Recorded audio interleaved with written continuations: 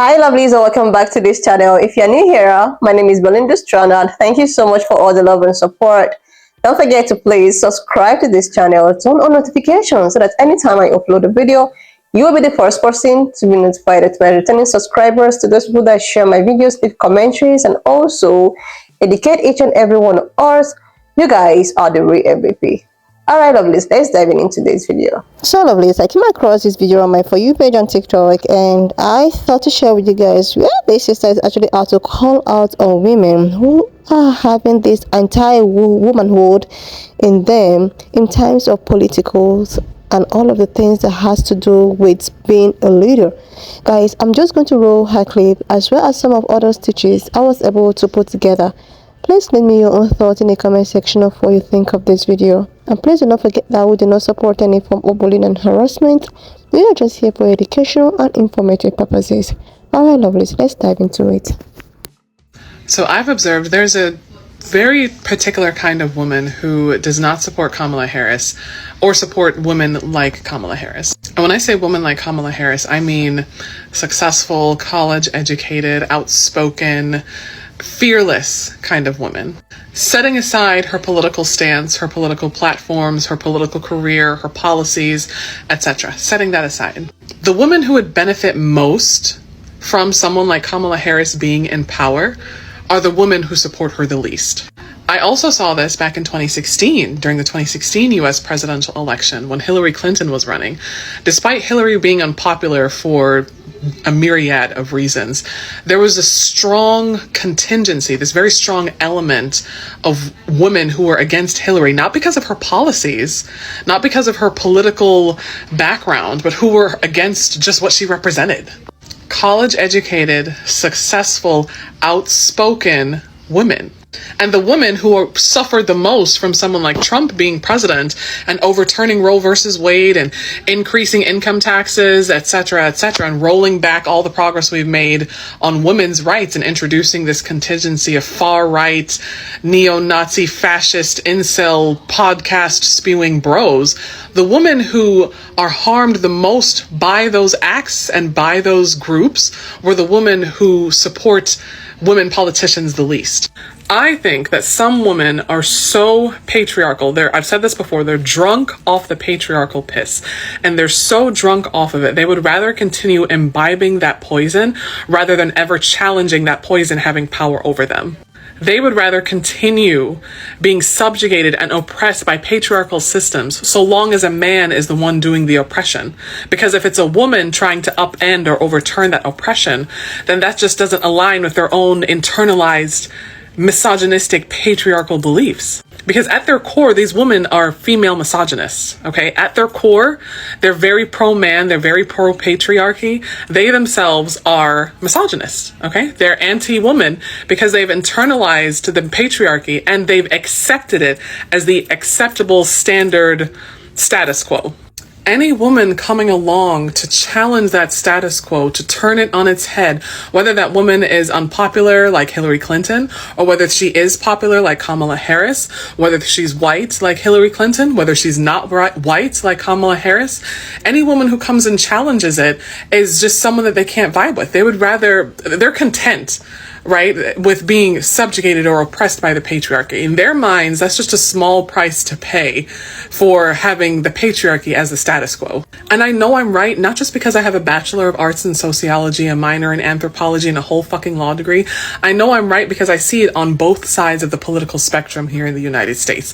I saw it in the way that women responded to Nikki Haley, who was running to be the Republican candidate for president. She is a woman, she is a minority, and despite the fact that she supports Trump, she's still a woman, right? She's still a non-white minority. And despite the fact that she was running on trying to run on the Republican ticket, there were women who wouldn't support her. Women of her own ethnic and racial backgrounds who claim to be Republicans who wouldn't support her.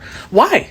Women with internalized misogyny, women who are themselves female misogynists, women who are happy to be props and pawns for the patriarchy and will uplift and support patriarchal violence. They themselves, all they have going for them is their womanhood.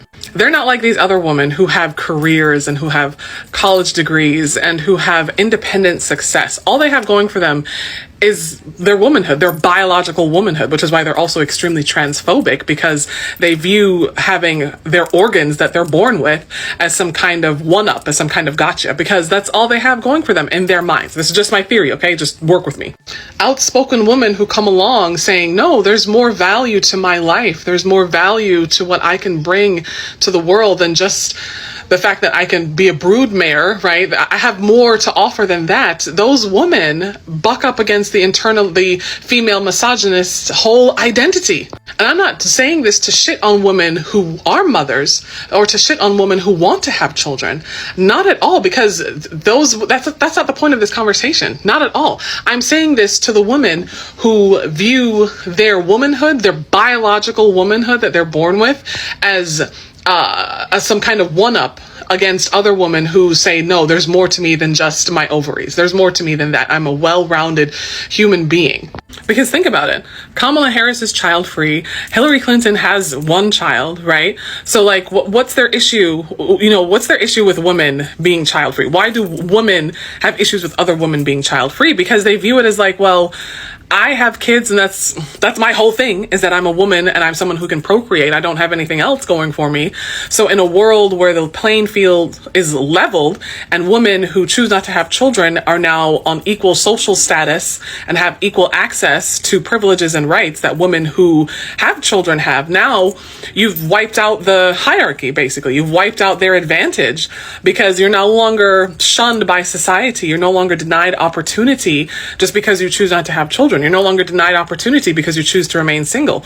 You're no longer denied opportunity or safety because you're LGBTQ now, right? So you have a level playing field and all these other things going for you. And these women who are extremely patriarchal, all they ever had going for them was their womanhood, and their womanhood wasn't boiled down to their humanity. It was always boiled down to their biological functions.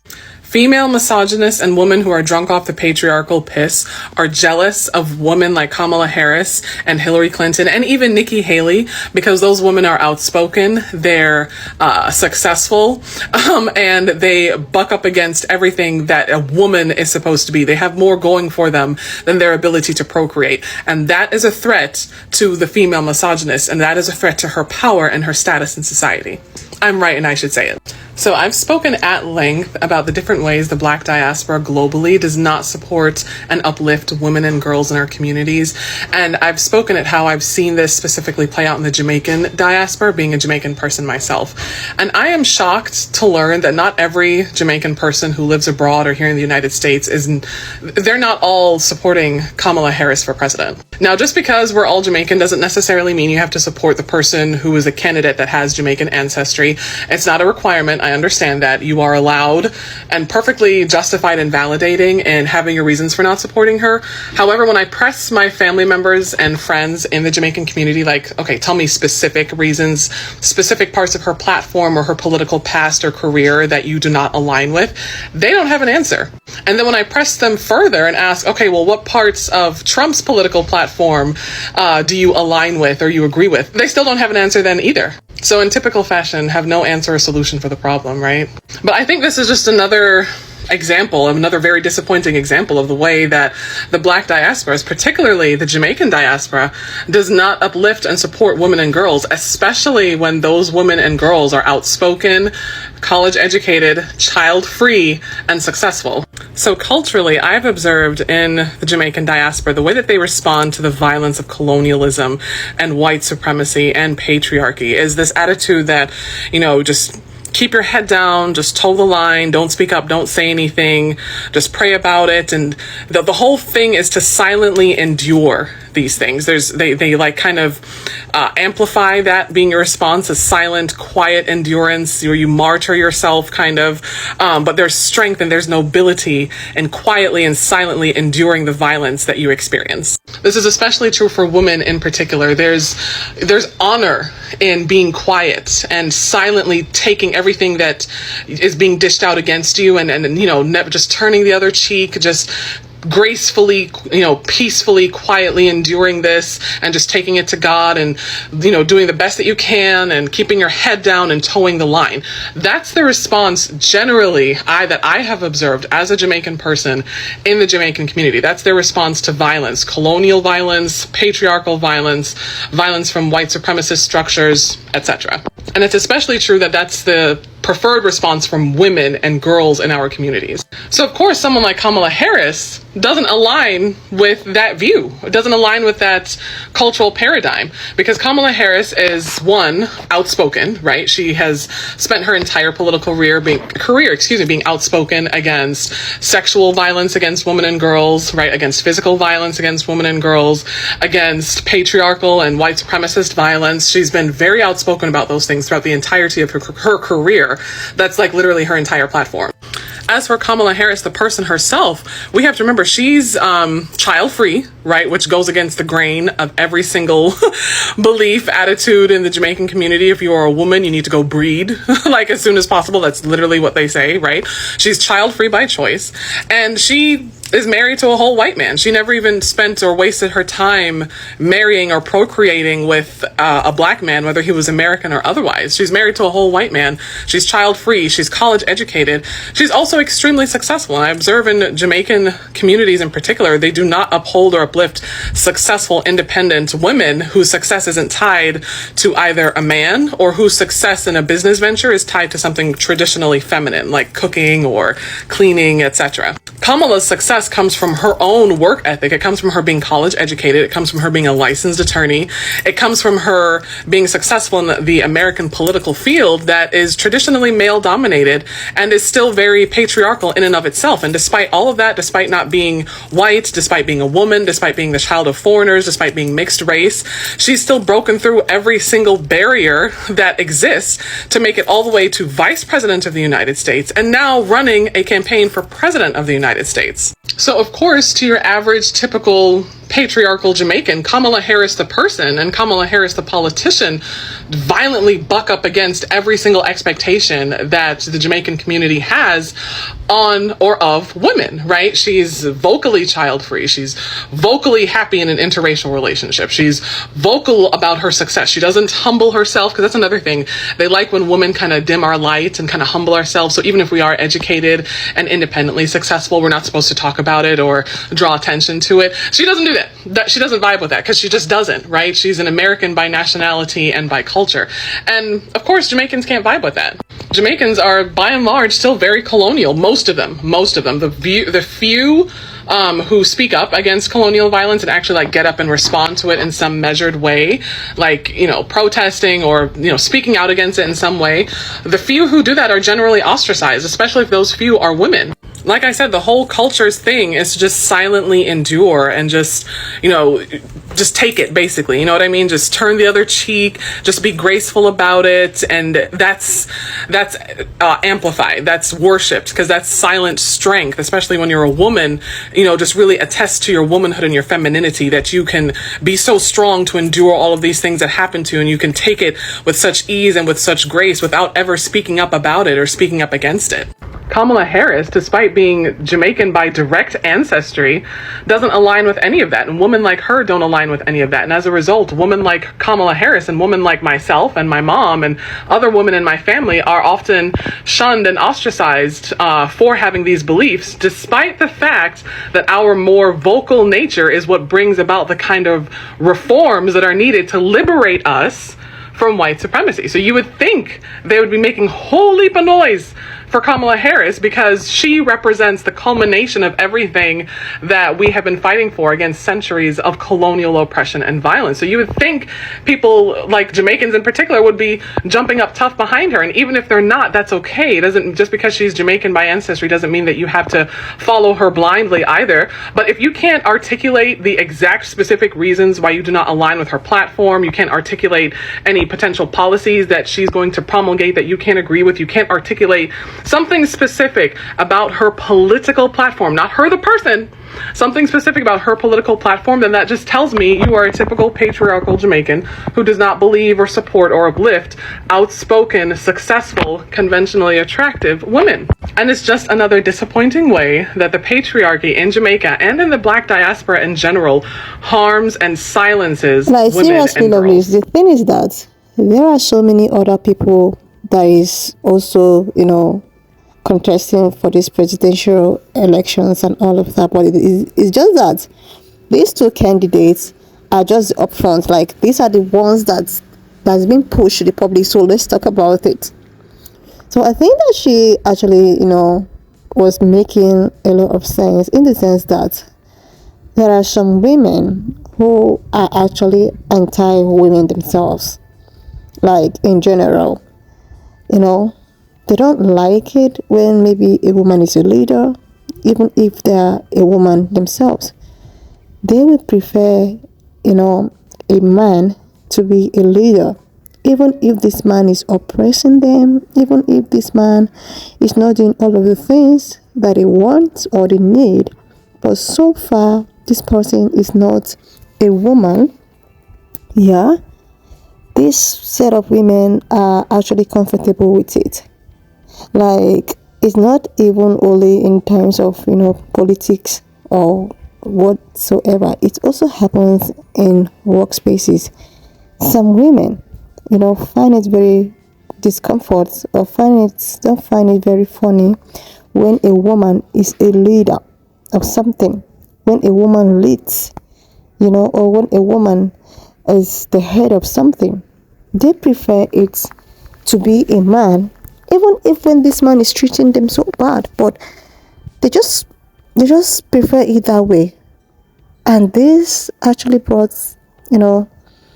us back to this election thing. There have been so many women out there, giving reasons why they feel that, okay, we are not going to vote for blue, blah blah. Apart from race, this set of women are actually the kind of women that she is describing in this said stitch that I put up here. And I totally understand. There's a kind of women that find it so, so pained when they see a fellow woman like them, being in a certain position. They feel so uncomfortable with it. They feel that, okay, she is not good enough. She's a woman, she is not supposed to lead. Even if men have that feeling that, oh no, it's not a woman's word, it's a man's word. But I think there is still some women who still have that, thing too. Like, it's, even if she is qualified or not, but all because she is a woman, it's kind of a disqualification. And that shouldn't actually be a thing. Like I said, anyone can actually vote whosoever they want to vote for. It's someone's, preference. You don't know the reason behind why someone wants to vote for a particular candidate. So it's a person's candidate. You can't force someone to vote for whom they don't want to vote for. So, but I'm just saying, based on what this sister is talking about, in times of women, uplifting themselves, or in times of women trying to support themselves. So some women will rather support a man that will, that might oppress them, a man that might,